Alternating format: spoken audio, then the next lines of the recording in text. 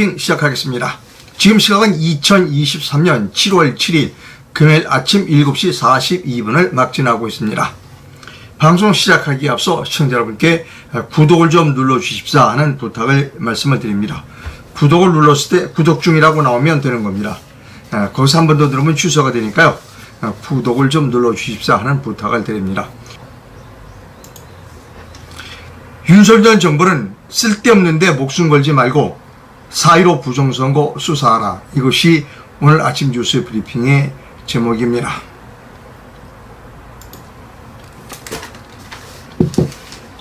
먼저 아침에 들어온 다른 소식부터 좀 전해드리도록 하겠습니다.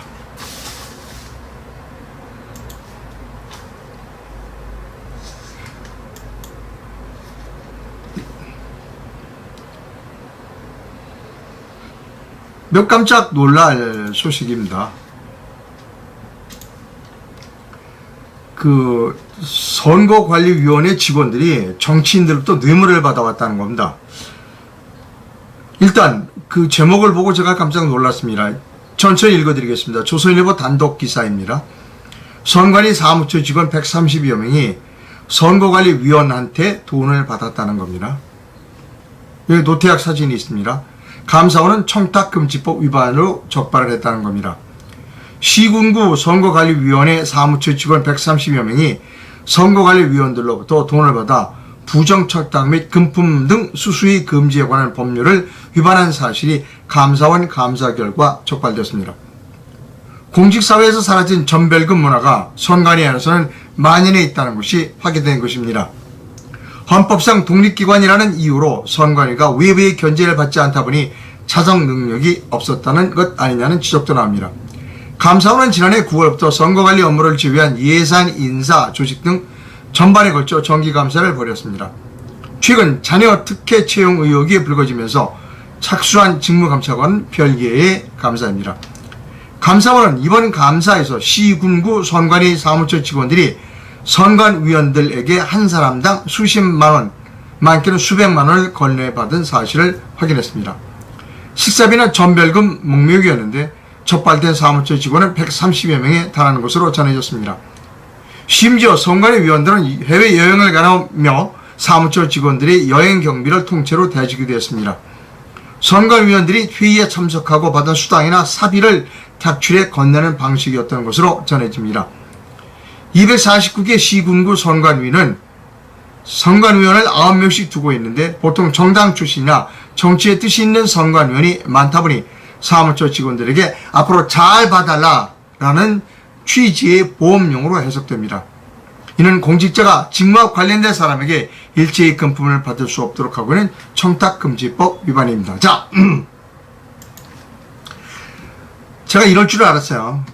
얼마나 한국의 선거관리위원회가 부소비의 권력을 갖고 있고, 이 사람들은 자기가 선거관리위원회는 사무처 직원들은 자기가 대통령도 만들 수 있다. 대통령은 국민이 뽑는 게 아니야. 내가 뽑는 거야. 국회의원 내가 뽑는 거야. 라고 하는 사람들이 선거관리위원회, 그리고 선거관리위원회 직원들입니다. 근데 각급 선거관리위원회는 중앙선거관리위원회도 선거관리위원회 있고 지방선거관리위원회도 선거관리위원회 있습니다. 누구로 구성되느냐면 대개 정당에서 한 사람, 이쪽 정당에서 한 사람, 대개 정치인입니다. 자, 이 사람들은 이제 나중에 그 지역구에서 국회의원이나 또는 지방자치단체장으로 출마할 사람들입니다. 그러니까 사전에 지역 선관위 직원들에게 잘 보이는 겁니다. 밥도 사주고 해외여행 가면 경비도 대주고, 그건 뭐냐? 뇌물입니다. 뇌물. 공무원은 뇌물을 받은 거고, 선거관리위원들은 뇌물을 받은 거고, 선거관리위원회 사무처 직원들은 뇌물을 받은 거고, 선거관리위원들은 청탁을 한 겁니다. 둘 다 강하게 처벌받아야 한다는 겁니다. 이게 오늘날 우리나라 선거관리위원회의 꼬라지입니다. 이 노태학 씨는 참 무능하기 이를 데 없는 사람이다. 어떻게 이런 사람이 그 자리에 계속 앉아 있을까? 뭐 하나 제대로 하는 게 없잖아요. 중앙선거관리위원회의 자녀 채용 의혹 다 사실로 드러났죠. 지방에서도 자녀 채용 의혹이 있고, 그 지방선거관리위원회의 지방선관위의 사무처 직원들은 뇌물을 받아왔고 도대체 한 일이 뭐냐고요. 도대체 뭐 속된 표현으로 제가 이렇게 말씀드립니다. 도대체 왜 사냐고요, 이 사람은.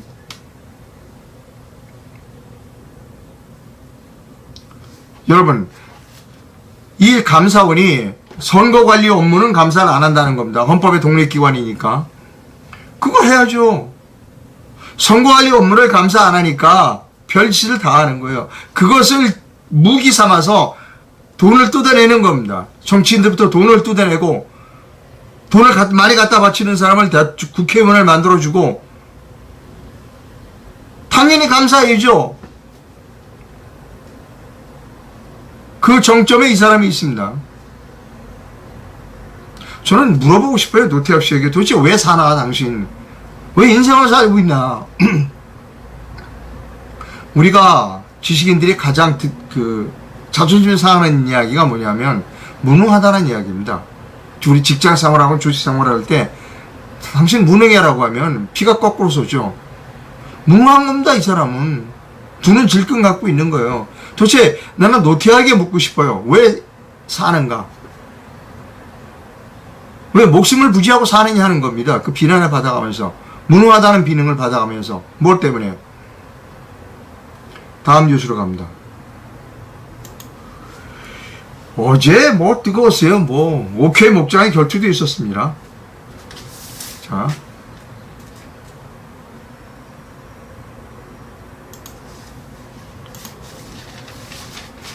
중앙일보 기사를 읽어드립니다. 원희룡 국토교통부 장관이 2017년부터 추진되어온 서울 양평 고속도로 건설 사업에 대해 어제 사업 자체를 전면 중단하고 이 정부에서 추진된 모든 사항을 백지화하겠다고 밝혔습니다. 최근 국토교통부가 해당 사업의 도로 노선 변경을 검토하는 것을 두고 더불어민주당 등이 김건희 여사 일가 특혜 목적이라는 의혹을 연일 제기하자 민주당의 선동 프레임이 작동하는 동안 국력을 낭비할 수 없다며 강수를 둔 것입니다. 민주당은 명백한 직권남용이라고 비판했고 양평군청이죠. 양평군청은 가짜 논란이 상상하기 어려운 결과를 초래했다고 반발했다는 겁니다. 어제 뭐 하루 종일 뜨거웠습니다. 뭐 목숨 걸었다, 무슨 정치적 생명을 걸었다 이런 제목들이 있는데요. 채널 A입니다. 양평 고속도로 배치와 원희룡 정치 생명 건다 초강수. 뭐 다른 언론사 제목을 좀 보여드릴까요?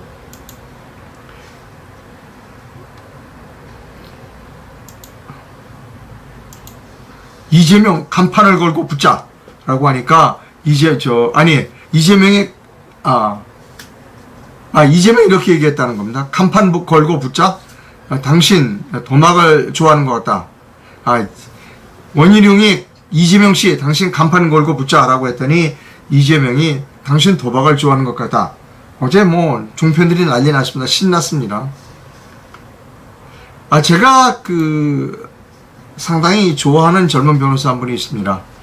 생기도 잘생겼어요. 그리고 일단 사건을 보는 눈이 정확합니다. 그리고 빨라요. 그리고 아주 표현이 정제되어 있습니다. 그리고 전곡을 찌릅니다. 이동환 변호사가 이거에 대해서 이렇게 논평했습니다. 이동환 변호사의 논평을 여러분께 보여드립니다. 노선이 왜 바뀌냐고 물으니 건설 계획을 취소한다? 양평 가는 고속도로 백지화는 독재 정치의 전형이다. 국민을 위한 정치가 아니라 원희룡을 위한 권력 남용이다. 권력 남용이라고 얘기했습니다. 변호사. 자, 제가 원희룡 씨에 대해서 좀 하고 싶은 얘기가 있어요. 이분은 지금 이렇게 생각하고 있는 것 같아요. 요거 사실이 아니니까 세게 밀고 가서 내 정치적 입지를 강화해야지. 그래서 다음번에 대선 주자로서 지금 제1야당 야당 대표를 상대로 싸움을 해서 이겨서 다음에 대선 주자로서의 입지를 다지겠다라고 하는 지금 자기의 정치를 하고 있다는 겁니다. 윤석열 대통령의 입장에서도 대통령 입장에서도 원희룡 씨의 이런 그 정치적 도박이 나쁠 게 없다는 겁니다. 왜냐하면 뭐 사실이든 사실이 아니든 자기 부인 김건희 일가의 그 고속도로 혜택, 노선 변경으로 혜택으로부터 자유로워질 수 있고, 또 하나 이렇게 자꾸 문제를 만듦으로써 이렇게 그 장관들이 자꾸 이 야당 대표를 국회 목장의 결투를 시청함으로써 사람들이 관심을 그쪽으로 돌릴 수 있다는 겁니다. 즉 우리나라의 중요한 문제인 사법 카르텔을 혁파한다든가, 그리고 4.15 부정선거 문제를 수사한다든가 하는 근본적인 문제에 접근하지 않고도 국민들의 관심을 이렇게 원희룡 같은 사람이 돌려주는 것에 대해서 대단히 윤석열 대통령은 고마워할 것이라는 겁니다. 그런데 문제는 뭐냐면 이겁니다. 국민들이 이렇게 벌써 난리 났잖아요. 종편들은 살판 났어요. 뭐 종편들은 이건 뭐 채널 A, 그 다음에 뭐 이 채널 A군요 다. 네, 채널 A 살판 났어요. 종편들은 다.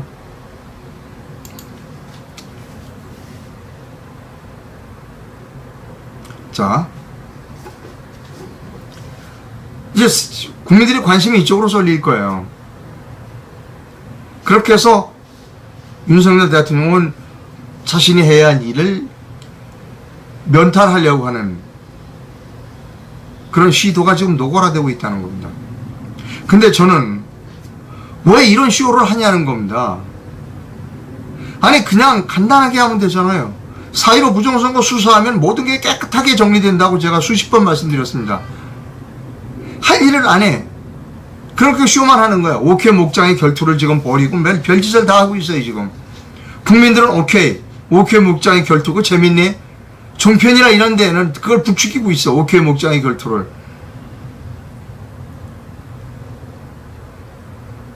여기 속으면 안 되는 거예요. 원희룡의 쇼에 속으면 안 되는 거예요. 장관이 왜 백지화시켜? 다 절차적 프로세스에 의해서 고속도로 건설이 결정된 거 아니에요? 장관이 자기 개인 결정으로 취소시켜? 직권남용이죠.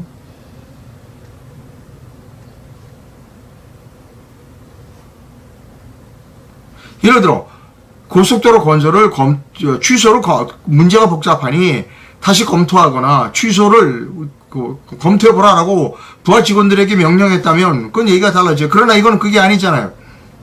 본인이 직접 취소한 거 아니에요. 이 부분에 있어 윤석열 대통령과 원희룡 장관이 이익이 맞아떨어진다. 국민들의 관심을 딴 데로 쏟았으면 좋겠다는 윤석열 대통령의 이익과 이것을 정치적 발판으로 삼으려고 하는 원희룡의 이익이 맞아떨어진다는 겁니다. 여기서 가장 큰 피해자는 양평 군민들입니다. 그리고 전체 대한민국 국민이라는 것이죠. 이 정치인들이 야당도 그렇고 여당도 그렇고 국민의 이익과는 전혀 상관없는 짓거리들을 있다고 짓을 하고 있다는 겁니다. 그리고 조준동을 비롯한 이런 그 신문들이 그냥 재미로 오케이 목장의 결투가 벌어져서 그것만 보도하고 있다는 겁니다. 가장 중요한 문제, 국민들의 관심을 딴 곳으로 쏟으려고 하는 윤석열 대통령과 원희룡 장관의 정치적 이익의 결합에 대해서는 입을 다물고 있다는 겁니다. 이게 대한민국의 비극이라는 것이죠. 4.15 총선 수사하면 모든 문제가 깨끗하게 해결돼요. 근데 안 해. 그리고 이런 쇼만 하고 있다는 겁니다. 다음 뉴스 갑니다. 요즘 조선일보가 연일 우리나라와 일본의 그 도시를 비교하고 있습니다. 특히 동경과 서울과 동경을 비교하고 있습니다. 오늘 아침에 조선일보입니다. 너무나 다른 서울과 도쿄 중앙역 풍경입니다. 규제가 차이를 만들었다는 제목인데요. 이게 서울역입니다. 이게 일본 동경역입니다. 일본 동경역에 가면 엄청나게 높은 빌딩들이 있어요. 그러니까 여기에 많은 오피스들이 있어요. 그럼 동경역이니까 많은 지방 사람들이 와서 회의도 하고 뭐 여기서 여기 있으니까 이 오피스들이 좋은 거예요. 여기 있으니까 동경역이 있으니까 사람들이 막 여기다 갈 필요 없죠. 야 우리 동경역에서 여기서 내려서 여기 오피스에 가서 회의하자. 그게 가능한 겁니다. 우리나라 서울역 보세요. 동경역과 서울역을 비교해 보자고요. 이 차이는 무슨 차이인가 하면 정치인의 상상력 차이라는 겁니다. 이 차이는 문재인 그리고 박원순과 동경 정치인들 이 일본 정치인들의 상상력의 차이, 머리의 차이, IQ의 차이라는 겁니다. 다른 게 아니에요. 도시의 발전은 말입니다. 도시의 발전은 그 정치인의 머리가 얼마나 좋으냐, 상상력이 얼마나 풍부한가에 달려 있다는 겁니다. 이것이 문재인 그리고 박원순의 머리가 상상력이 이 정도밖에 안 된다는 겁니다. 또 하나 제가 말씀드릴 건 뭐냐면 지금 현재 원희룡, 찬란치 않은 원희룡의 머리도 이 정도 수준이라는 거죠. 오세훈의 수준도 오세훈이나 원희룡이나 다를 게 없다. 박원순과 다를 게 없다는 겁니다. 이거 아니 왜 용적률 규제와 그다음에 용도제, 예를 들어 여기서는 무슨 뭐 상업지역이다, 주택지역이다, 용적률과 용도가 필요 없다는 겁니다. 지금은 그것을 계속 고집을 해서 지금 이 모양을 만들어 놓는 거예요. 이것이 한국과 일본의 차이이고 그것이 정치인의 머리의 IQ의 차이라는 겁니다. 원희룡이 머리 좋다고 뭐 자랑하죠. 그거는 수학 능력 시험을 볼 때의 머리이고 진짜 머리는 상상력과 창의력이라는 겁니다. 쓸데없는 짓을 하죠. 옥회 목장에 결투를 하지 말고 원희룡 씨. 왜 쓸데없이 옥회 목장에 결투를 하느냐고요. 그런 거 하지 말고 이런 걸 해야 되는 겁니다. 이런 걸. 원희룡이가 머리가 좋다고요? 절대로 머리가 좋지 않아요. 수학능력 시험을 볼 때 뭐 제주도에서 1등 했다고 그러죠? 수능 시험을? 전국에서 1등 했다고 그러나? 그래서 문제가 생기는 거예요. 그런 사람들 뽑아놓으면 어떤 일을 하느냐? 이런 일을 하는 겁니다. 이렇게 정치 쓸데없는데 도박 걸고 옥회 목장 결투나 하고 앉아 있고 정작 해야 할 일을 안 하는 거예요. 지금 오세훈이나 원희룡이나 똑같다니까요. 문재인하고 그다음에 국토교통부 장관했던 문재인 밑에서 국토교통부 장관했던 김현미, 박원순이하고 똑같은 거라니까요. 일본 사람들은 IQ가 이렇게 높아요. 듣기 싫은 이야기지만 좀 들으세요. 일본의 정치인들은 건물의 높이만큼 IQ가 높아요. 한국의 정치인들은 건물의 높이만큼 IQ가 낮아요. 그렇게 보면 돼요. 여기서 건물 높이 높여졌다고 해서 무슨 어려움이 있나요? 오히려 더 도시민들, 국민들에게 도움이 되죠. 이거 건물 그냥 지은 거 아니에요. 이 건물들은 다 첨단 공법으로 지은 거예요. 그러면 뭐 되느냐? 설계하는 첨단 설계 공법이 발달하고 첨단으로 짓는 그 콘크리트 발전하고 첨단 철근 산업이 발전하고 지금 일본 동경은 어떻게 집을 짓는지 알아요? 우리는 땅을 파고 땅이 다 판 뒤에 건물을 짓죠. 일본은 그게 아닙니다. 건물을 져가면서 밑에를 땅을 파요. 우리 일본 우습게 보면 안 돼요. 이게 일본 정치인의 IQ는 이렇게 높고 한국 정치인의 IQ는 이렇게 낮다는 것을 보여주는 겁니다. 쓸데없이 옥회 목장에 결투를 하고 앉아 있으니까 이 모양 이 꼴로 대한민국은 주저앉는 겁니다. 이렇게 해야 도시가 살고 이렇게 해야 고용이 창출된다는 겁니다. 첨단 산업이 이거다. 옛날 우리나라 지금 하고 있는 아파트 획일적으로 짓는 거하고는 달라요. 깜짝 놀랐어요. 건물이 올라가면서 밑에 지하 기초를 파고 앉아 있다니까요. 일본은. 우리나라 원희룡이나 오세훈이는 상상도 못하는 일이 지금 일본에서 벌어지고 있는 거예요. 제발 똑똑한 척 잘난 척 그만했으면 좋겠습니다. 원희룡이도 한동훈 법무부 장관도 똑똑한 척 혼자 다 해. 아니라니까요. 할 일을 하세요. 할 일을. 원희룡 장관은 도심을 높이고 한동훈 장관은 4.15 부정선거를 수사해야 한다는 겁니다. 자, 다음 갑니다.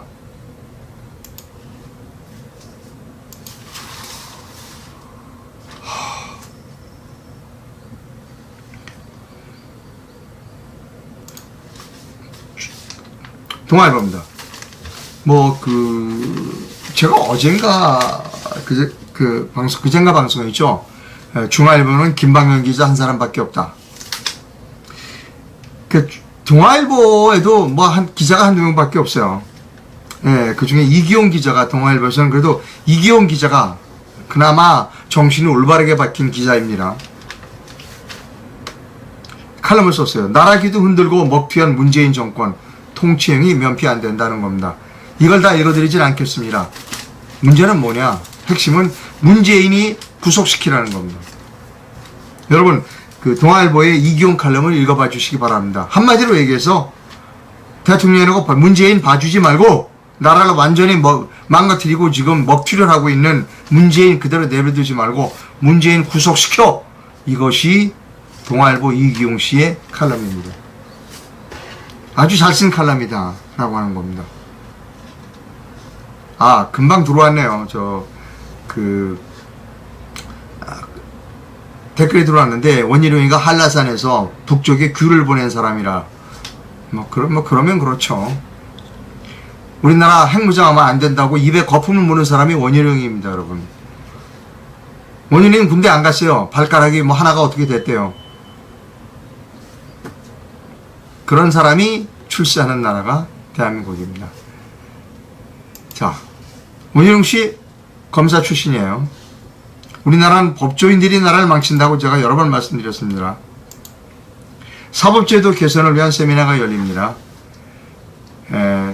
제가 말씀드렸죠. 우리나라의 대법원에 올라오는 상고사건, 형사를 제외한 상고사건의 80%, 1년에 10,000건은 읽어보지도 않고 쓰레기통으로 들어간다. 그것은 심리 불속행위라고 하는 잘못된 법률 때문이다. 제도 때문이다. 그래서 그것을 개선하기 위한 세미나가 다음 주 목요일 2시 서울지방변호사회관 1층 세미나실에서 열립니다. 서울지방변호사회관은 서초역 8번 출구에서 50m 거리에 있습니다. 자,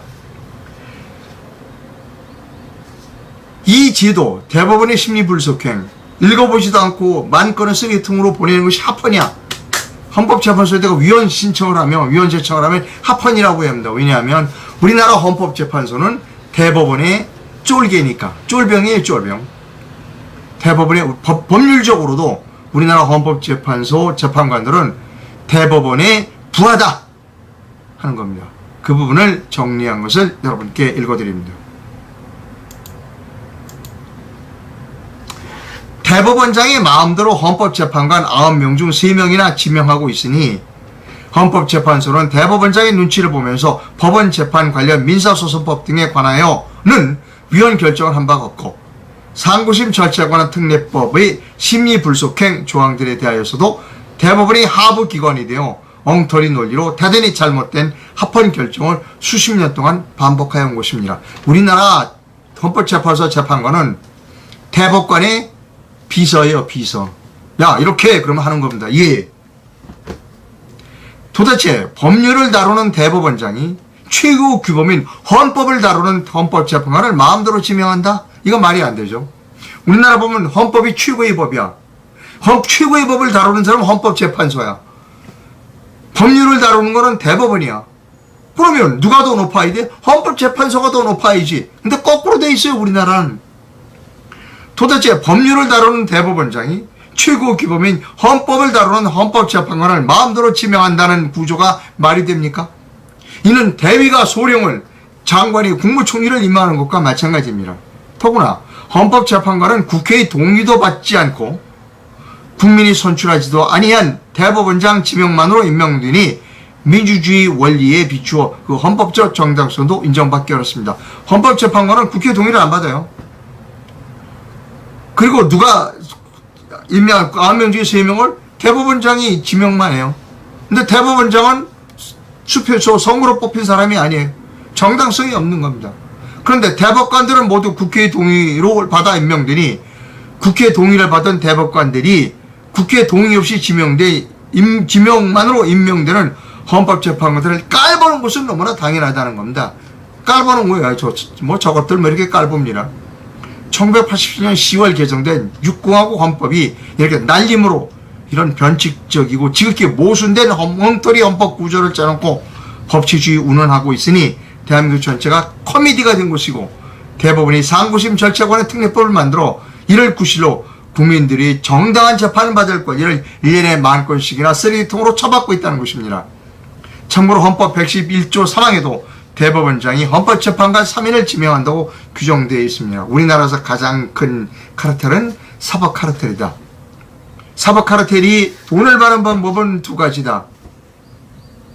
검사들은 대성동 같은 데서 법률 자문이나 깊이 개입해서 수십억씩 받아낸다. 그리고 부산 NCT 판사들은 심리불속행 제도를 이용해서 국민들로부터 1년에 10,000건씩 쓰레기통으로 집어넣고 국민들로부터 착취를 한다. 판사, 검사 할 것 없이 모두 다 돈 챙기는 데는 이력이 나 있는 사람들이다. 이 제도를 뜯어 고쳐야 한다. 그러면 어떻게 해야 된다? 이 세미나에 참석해야 된다는 겁니다.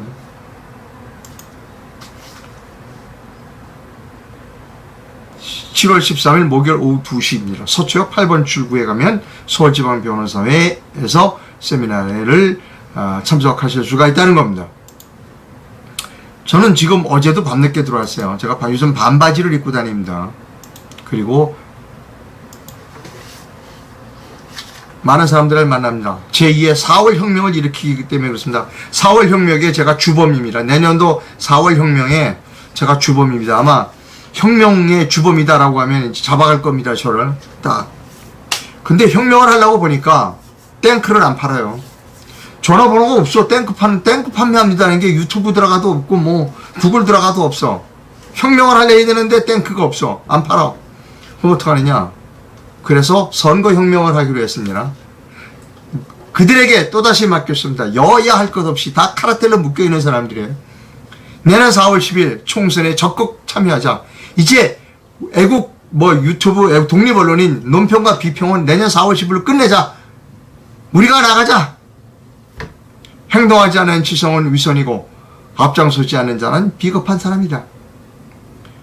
위선자와 비겁한 자들은 노예 집단의 반장일 뿐이다. 라고 하는 슬로건으로 지금 어제도 사람들을 찾아가서 만나고 어제는 아주 기분 좋은 하루였습니다. 아주 훌륭한 분을 만났고 저녁에 맥주까지 한잔하면서 아주 훌륭한 대화를 나눴습니다. 희망이 있습니다. 여러분 저는 혁명을 합니다. 이상로는 4월 혁명해요. 내년 4월에 저 잡아가세요. 혁명 분자니까. 그런데 탱크를 안 팔아서 탱크를 안 팔아서 무력으로는 할 수 없어요. 제가 이제 또 계속해서 사람을 만납니다. 맞아. 그 사람도 있었지. 야, 맞아. 그 사람도. 정말 이런 사람들을 모으면 그런 사람들이 세력화하면 그 다음에 정당에 우리나라 4, 50개 되니까 어떤 정당을 택해서 출마를 하면 바꿀 수 있다. 내년 4월에 적어도 20석의 원내 의석을 확보하는 교섭단체를 구성할 수 있다. 라고 하는 것을 목표로 혁명을 하고 있습니다. 어떤 분은 저를 비난하는 분도 있고 아주 입에 담을 수 없는 욕으로 저를 비난하고 있다고 그래요. 저는 개의치 않습니다. 욕먹는 거 한두 번인가요? 이 나이까지. 제가 민노총, MBC의 공정방송 위부파 노동자 위원장 할 때 MBC 수천 명, 2천여 명의 그 민주노총 조합원들한테 욕먹은 거는 이런 말할 수 없습니다. 근데 저는 눈 하나 깜짝 안 합니다. 자, 비난하는 분도 있고 저를 안쓰럽게 여기는 분이 있습니다. 이상로 기자, 당신은 실패할 거야. 내년 4월 혁명이. 왜냐? 한국인은 비겁한 DNA를 가지고 있어. 선거판에 가면 무조건 1등과 2등을 찍을 거야. 1번과 2번을. 그러니까 당신의 혁명은 성공할 수 없어. 아니요? 그거 해봐야 하는 거죠. 박정희가 군사정권에 성공한다고 누가 얘기했어요? 해봐야 하는 겁니다, 여러분. 우리나라 사람 비겁한 거 많이 알고 있어요. 그래도 해봐야 하는 거죠. 그럼 어떡하냐? 그대로 내비둬도 돼요? 우리나라 사람이 비겁하다고 그냥 가만히 있으면 모두 똘똘 저야 할 것 없이 카르텔로 묶여있는 사람들에서 계속 노예로 살아야 돼요? 안 됩니다. 저는 그렇게 할 수 없습니다. 제가 지금 요새 반바지 입고 열심히 돌아다닙니다. 저는 이번 여름을 뜨겁게 보내기, 아주 덥게 보내기로 결정한 사람입니다. 저는 항상, 예, 이상로가 올바른 방송을 하고 있다고 생각하시면 제게 자그마한 금전적 후원을 부탁드립니다. 해외에서 보내주실 분은 페이팔 계좌를, 국내에서 보내주실 분은 기업은행 계좌를 이용해 주실 수가 있습니다. 읽어볼게요. 몇 가지 좀 읽어보겠습니다.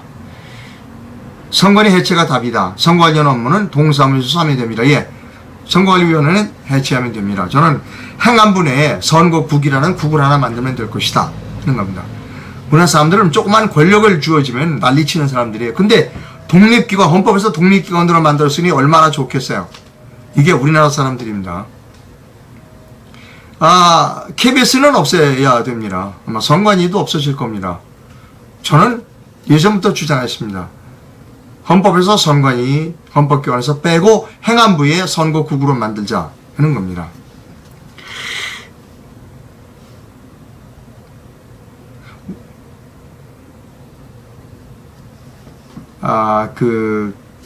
이동환 변호사 아주 훌륭한 분입니다. 여러분, 이동환 변호사에게 전화해서 이상로 4월 혁명에 동참하라고 압박을 내주시기 바랍니다.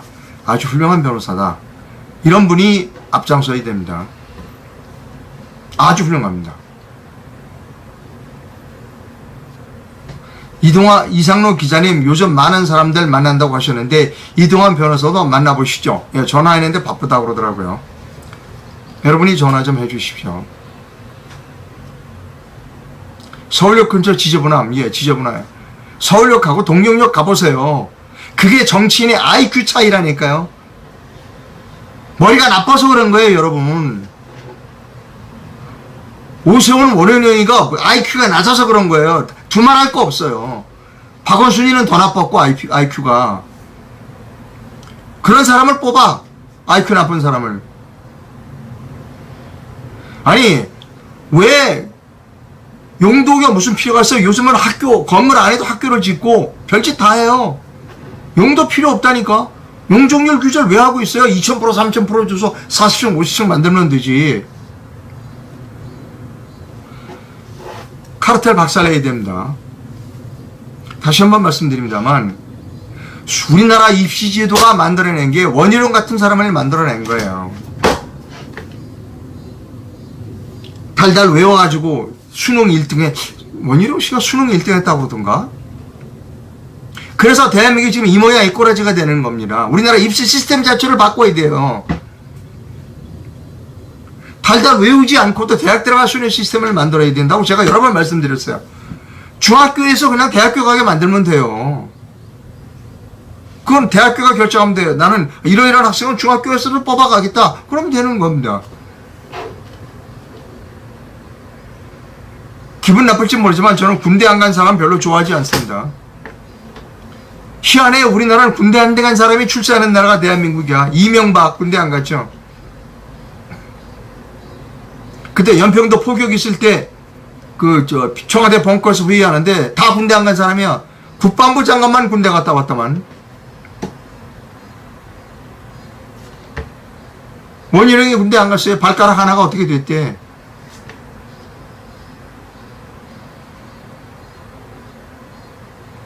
지금 국회의원 자네들 중에 군대 안 간 사람 엄청나게 많아요.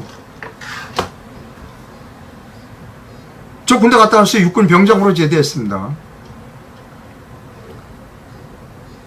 그래서 어머니가 고생해요. 전 굉장히 가난했어요. 어머니가 행상을 해서 저를 보내는데 아마 제가 군대를 안 갔고 그래서 어머니가 좀 더 저 때문에 고생은 덜 하셨겠죠. 그러나 저는 불평하지 않았습니다. 근데 군대 갔다 와서 딱 문화방송에 입사하니까 군대 안 갔다 온 사람이 저보다 호봉이 높은 거예요. 3년 전에 입사해가지고. 그거는 불공평하더라고요. 예, 맞아요. 저는 그런 것을 제안한 일이 있어요. 군대 안 간 사람은 선출직 공무원이 되지 말자는 겁니다. 즉, 선거로 뽑혀서는 안 된다는 거예요.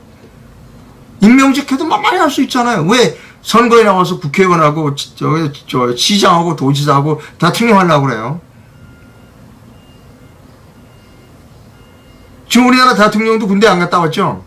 뭐 눈이 어떻게 됐다나? 이게 대한민국의 현실이고 꼬라지예요. 그래서 어떻게 했냐? 혁명을 해야 된다니까, 혁명. 4월 혁명을 해야 돼요. 내년 4월에 혁명. 여러분, 저를 조롱하고 비난해도 저는 할 거예요. 탱크가 없어. 그래서 선거혁명 할 겁니다. 어디 탱크 파는 데 있으면 좀 알려주세요, 여러분. 예, 저는 합니다. 그리고 내년에 4월 혁명은 성공해야 해요. 방송 시청해주신 시청자 여러분, 대단히 감사합니다. 내일 뵙도록 하겠습니다.